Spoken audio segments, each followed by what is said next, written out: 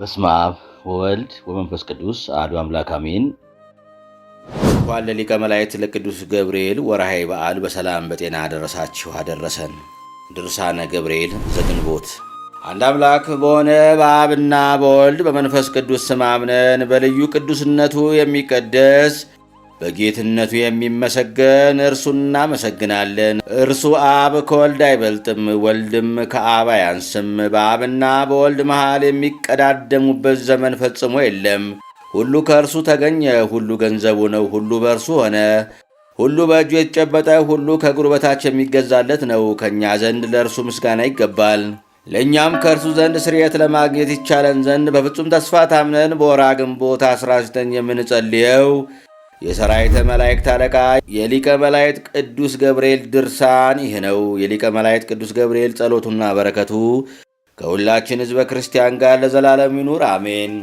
ናቡከደነጾር በነገሰ በ18 ዓመት ቁመቱ 60 ወርዱ 6 ክንድ የወርቅ ምስል አሰርቶ ዱራን በሚባል በባቢሎን በረሃ ቆመ። መሳፍንቱና አለቆች መኳንንቱም የሀገሩ ታላላቅ ሰዎችና የባቢሎን ሕዝብ ንጉሥ ናቡከደነጾር ወደ አቆመው ምስል በዓል መጥተው እንዲሰበሰቡ አዋጅ አስነገረ።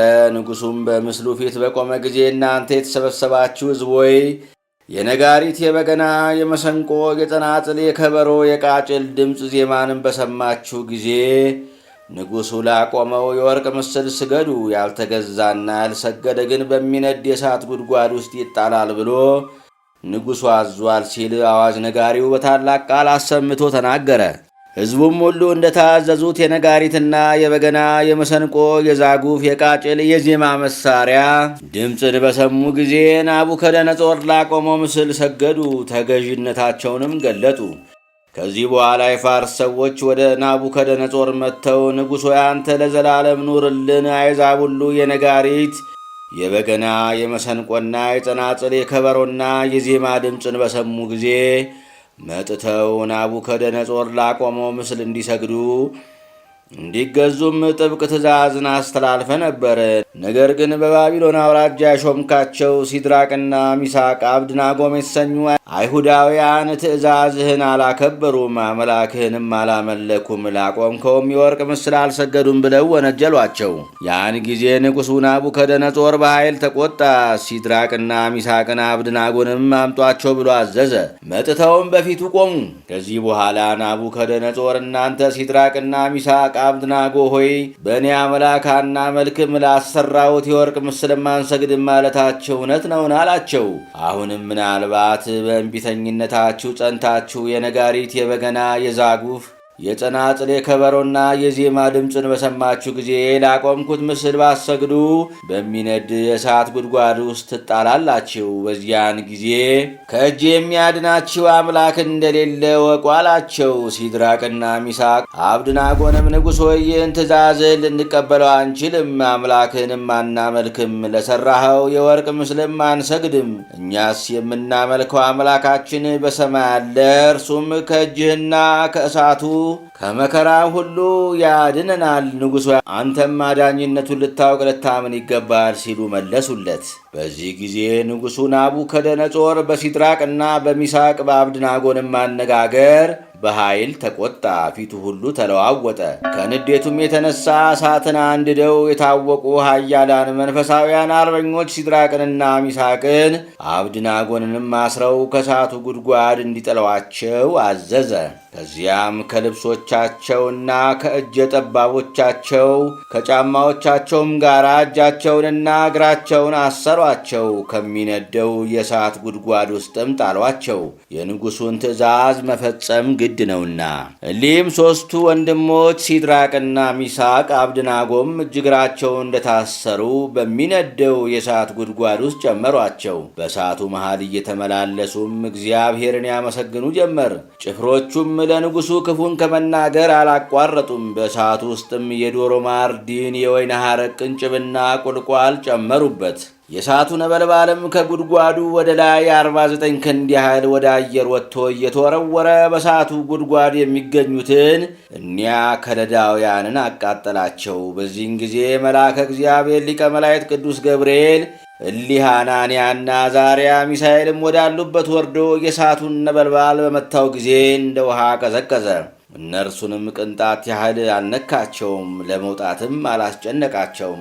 ያን ጊዜ ሦስቱ ወንድሞች ሲድራቅና ሚሳቅ አብድናጎም የአባቶቻችን አምላክ እግዚአብሔር ይመስገን፣ እርሱ ልዑል ነው፣ ለዘላለሙም ምስጉን ነው እያሉ በአንድ ቃል እግዚአብሔርን በእሳቱ ጉድጓድ ውስጥ ሳሉ አመሰገኑት። ናቡከደነጾርም ሲያመሰግኑ በሰማ ጊዜ እያደነቀ ፈጥኖ ተነስቶ ቆመ። አሽከሮቹን ከእሳቱ ጉድጓድ አስራችሁ የጣላችኋቸው 3ቱ ሰዎች አልነበሩምን ብሎ ጠየቃቸው። እነርሱም አዎን ንጉሡ አሉት። ንጉሡም እኔስ 4 ሰዎች ከእስራታቸው ተፈተው በእሳቱ መካከል ሲመላለሱ ያለው፣ እሳቱም ምንም አልነካቸውም፣ ይልቁንም 4ተኛው የእግዚአብሔር ልጅ ይመስላል አለ።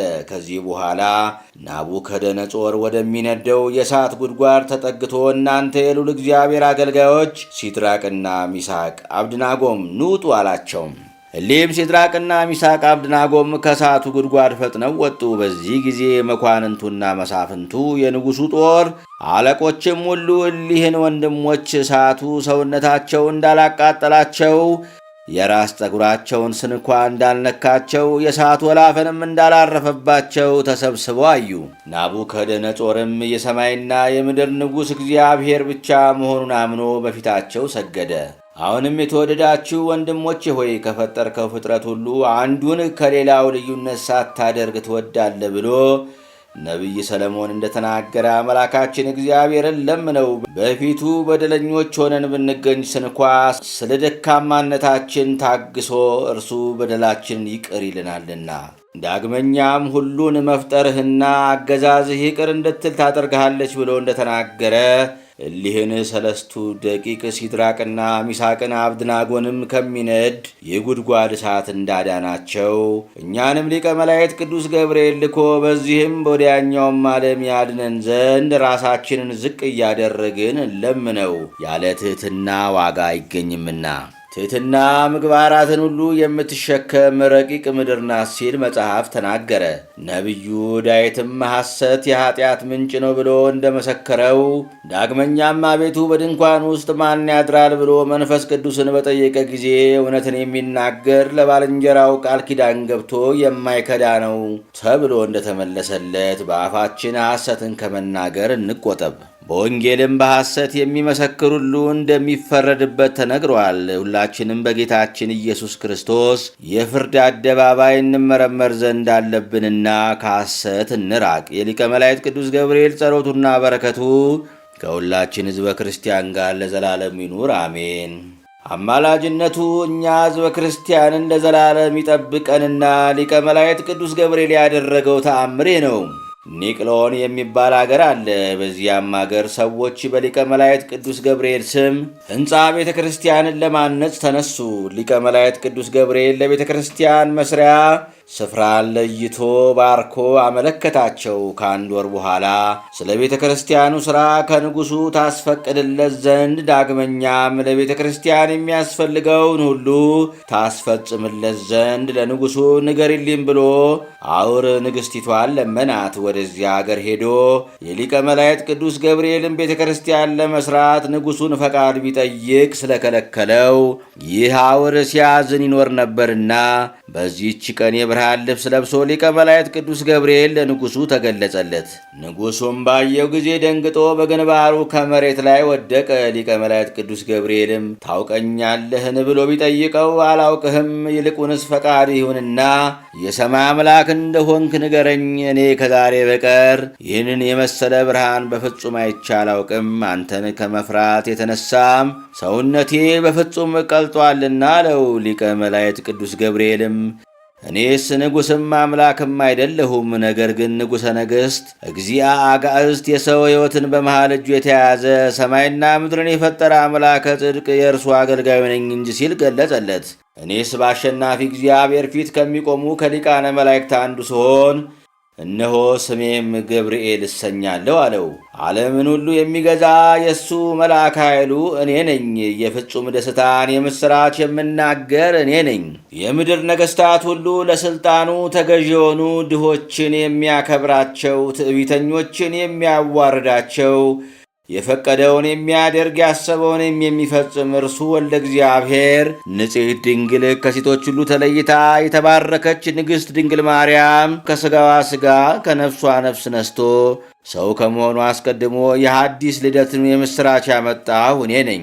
ሊቀ መላእክት ቅዱስ ገብርኤልም እነሆ አሁን የምነግርህን ካልሠራ የማዝህን ትእዛዝም ተቀብለ ካልፈጸምክ እነሆ አጠፋሃለሁ ብሎ ንጉሡን በሚያስፈራና በሚያስደነግጥ ቃል ተናገረው። ንጉሡም አቤቱ ጌታዬ፣ ለክብር ምስጋና እያቀረብኩ ያዘዝከኝን ሁሉ ፈጽማለሁና የማደርገውን ንገረኝ አለው። ሊቀ መላእክት ቅዱስ ገብርኤልም ማለዳ ተነስተ እንደተገለጽኩልህ እንዳነጋገርኩም ለንግሥቲቱ ነግርሃት ወዳጄ አውርን ወደ አገሩ የሄድ ዘንድ አሰናብተው። እንደ ተጻፈው የቤተ ክርስቲያኑን አደራ ሁሉ ለአውር ስጠው። ለቤተ ክርስቲያኑ ሕንፃ ማሰሪያ የሚሆነውን ሁሉ ልዩ ልዩ የጌጡን አይነት እንዳትዘነጋ ተጠንቀቅ። ባዘዝኩም መሠረት ፈጽመ ብትገኝ በመንግሥት እጠብቅሃለሁ። በዘመን ሁሉ የሚቃወም ቢነሣ አጠፋልሃለሁ። ይህንንም ከነገረው በኋላ ሊቀ መላእክት ቅዱስ ገብርኤል ከእርሱ ተሰወረ። የሊቀ መላእክት ቅዱስ ገብርኤል በረከተ ረድኤቱ ከሁላችን ሕዝበ ክርስቲያን ጋር ይሁን ለዘላለሙ አሜን። ዳግመኛም ንግሥት ወዳለችበት ሄዶ የአውረን ነገር ለንጉሡ እንደነገረው ነገራት። ንጉሡም ፀሐይ ከመውጣቱ በፊት በማለዳ ንግሥቲቱን እንዲጠሯት መልእክተኞች ላከ። ከመጣችም በኋላ ያየውንና የሰማውን ሁሉ ነገራት። እርሷም ይህንኑ የመሰለ ነገረችው። ዳግመኛም አውር በሕፃንነቱ ወራት ሳለ በክንፎቹ ሲታቀፈው በቤቱ ውስጥ አየው ነበር። በክንፈ ረድኤቱም ሲረብበት ተመልክቼም አለው። ነገር ግን ማን እንደሆነ አላወቅኩም ነበር። አሁንም አውረን ከዚህ እንዲቀመጥ ግድ አትበለው፣ ወደ ወደደበት አገር ግብፅ ይሄድ ዘንድም ፍቀድለት። ለሕንፃ ቤተ ክርስቲያኑም ሥራ የሚያስፈልገውን ሁሉ ስጠው አለችው። ንግሥቲቱም እንዲበላ ወደ ንጉሡ ከላከች በኋላ አውረን አስጠርታ ብዙ ገንዘብና ለሕንፃ ቤተ ክርስቲያኑ ሥራ የሚያስፈልገውን ሁሉ ወርቁንና ብሩን ከሰጠችውም በኋላ ያን በጭቃ የተሠራውን አፍርሶ ሕንፃውን በጡብ ድንጋይ እንዲሠራ አይማዱንም የጥድና የዝግባ እንጨት ፈልፍሎ እያሳነጸ እንዲያቆምለት አዘዘችው። ዳግመኛም የቤተ ክርስቲያኑን ሥራ በጨረስክ ጊዜ በዙሪያዋ የስደተኞች መጠለያ፣ የእንግዳ መቀበያና የመነኮሳት በዓትን ሥራ፣ በዚህ በሰጠው ገንዘብም አስተዳደር አለችው። ከዚህም በኋላ አውር ይህን ትእዛዝ ተቀብሎ ወደ ግብፅ ለመሄድ ተነሳ። ኔቅሎን ከሚባለው ቦታ እስኪደርስ ድረስም ሊቀ መላእክት ቅዱስ ገብርኤል ከእርሱ ሳይለይ ይመግበው ነበረ። ከዚያም በደረሰ ጊዜ ወንድሞቹ በታላቅ ደስታ ተቀበሉት። በሕይወት ስላገኙትም ፍጹም ደስታ ተሰማቸው። እርሱም በእርሱ ላይ የተደረገውን ድንቅ ነገር ሁሉ ነገራቸው። ያን ጊዜም አውር ተነስቶ ቀድሞ የተሠራውን ሕንፃ ቤተ ክርስቲያን አፈረሰው። ንግሥቲቱ እንደነገረችውም የቤተ ክርስቲያኑን ሕንፃ እንደገና በጡብ ድንጋይ መሠረተ። የፊዩም ሰዎችም የአውርን መምጣት በሰሙ ጊዜ ለሊቀ መላእክት ቅዱስ ገብርኤል ቤተ ክርስቲያን ሥራ ስጦታዎችን አቀረቡ። ለሥራውም በታላቅ ደስታ አገልግሎትን ይሰጡ ጀመር። የመልካም ሥራ ጠላት ሰይጣን ግን ይህንን በጎ ሥራ ዝም ብሎ ለመመልከት አልተቻለውም። ስለዚህም ነገር የቅዱስ ገብርኤል ተራዳይነት አልተለያቸውም ነበር። ጸሎቱ ወበረከቱ ለቅዱስ ገብርኤል ሊቀ መላእክት በሁላችን በሕዝበ ክርስቲያን ጋር ለዘላለሙ ይኑር አሜን። የሊቀ መላእክት ቅዱስ ገብርኤል ጸሎቱና በረከቱ ለዘላለሙ ከክፉ ነገር ይጠብቀን፣ ወደ በጎም ነገርም ይመልሰንና አቅሮኒዮስን ሚናስንና ዲምሱሪያን ከአናብስት ጉድጓድ እንዳወጣቸው የሚናገር የሊቀ መላእክት ቅዱስ ገብርኤል ተአምር ይህ ነው። እሊህ ሰማዕታት ምስጋና በሚገባው በጌታችንና በአምላካችን በመድኃኒታችን ኢየሱስ ክርስቶስ ስም ስላመኑ ንጉሡ ዲዮቅልጥያኖስ ወደ አናብስት ጉድጓድ ጣላቸው። ሊቀ መላእክት ቅዱስ ገብርኤልም ከሰማይ ወርዶ ከተጣሉበት የአንበሳ ጉድጓድ አወጣቸው። ከቀናች ሃይማኖታቸውም እንዳይናወጹም በሰማያዊ መንግሥት የሰማዕትነትን አክሊል እስከሚቀዳጁ ድረስም አረጋጋቸው። ከዚህ በኋላ ከእነርሱ ተሰውሯቸው በታላቅ ክብር ወደ ሰማይ አረገ። ጠላታችን ርጉም ዲያብሎስ በክፋቱ እንዳይናጠቀን ሥራችንንም ሁሉ ያለ ሕማምና ያለ ሐኬት እንሠራ ዘንድ የሊቀ መላእክት ቅዱስ ገብርኤል አማላጅነት ከሁላችን ከወዳጆቹ ከሕዝበ ክርስቲያን ጋር ይሁን በየጊዜውና በየሰዓቱ እስከ ዘላለሙ አሜን።